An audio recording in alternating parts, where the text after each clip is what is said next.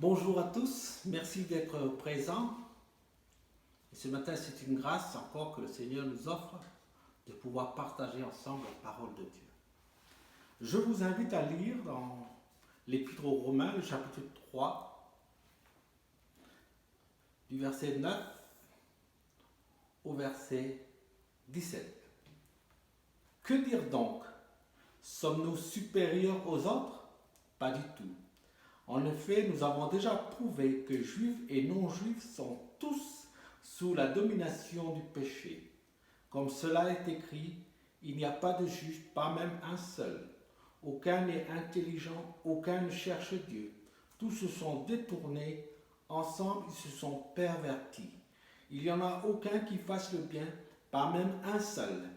Leur gosier est une tombe ouverte, ils se servent de leur langue pour tromper.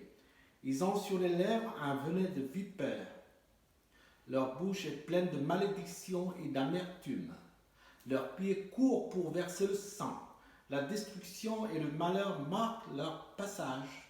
Ils ne connaissent pas le chemin de la paix. Il n'y a aucune crainte de Dieu devant leurs yeux. Or, nous savons que tout ce que dit la loi, c'est à ceux qui vivent sous la loi qu'elle le dit, afin que toute bouche soit fermée et que le monde entier soit reconnu coupable devant Dieu. En effet, personne ne sera considéré comme juste devant lui sur la base des œuvres de la loi, puisque c'est par l'intermédiaire de la loi que vient la connaissance du péché. Amen. Que le Seigneur bénisse sa parole. Que dire donc? Sommes-nous supérieurs aux autres? Pas du tout.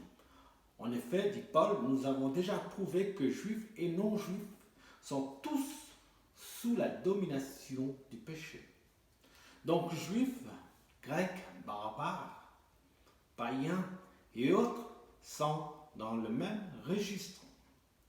Mais nous nous trouvons tous ici presque dans la même situation.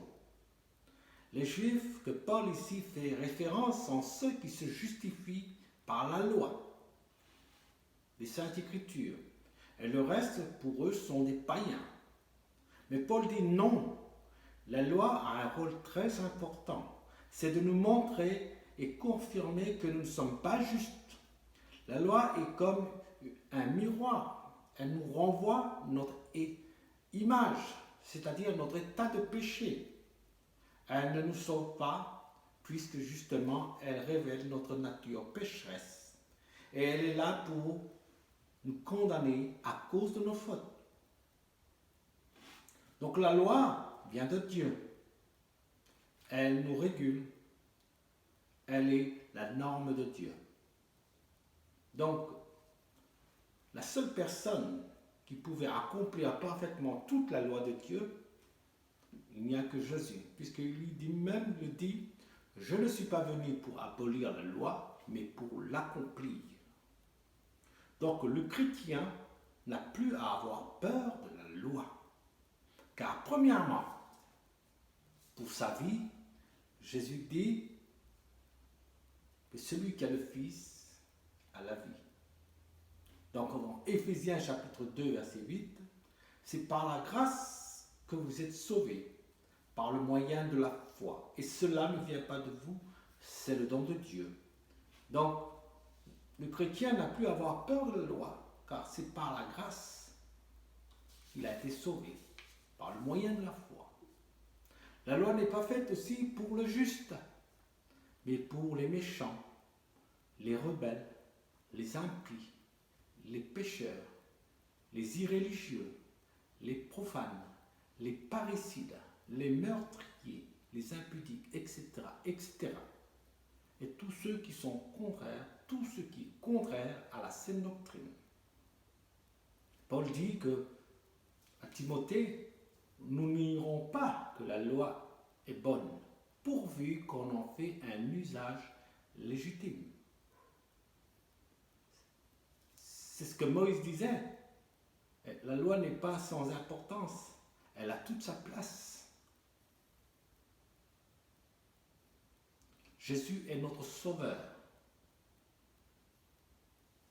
qui que nous soyons, et personne ne sera justifié devant Dieu même s'il se positionne en tant que peuple aimé de Dieu, peuple élu de Dieu, même s'il campe sur ses opinions ou sur ses pensées, nous savons tous que la loi ne nous sauve pas.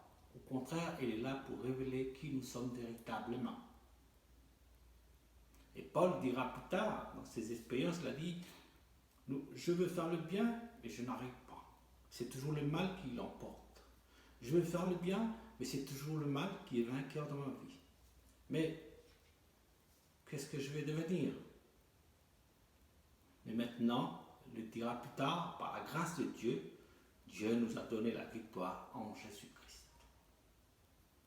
Donc, la loi, elle a toute sa place, mais la loi, c'est Jésus qui l'a accomplie parfaitement.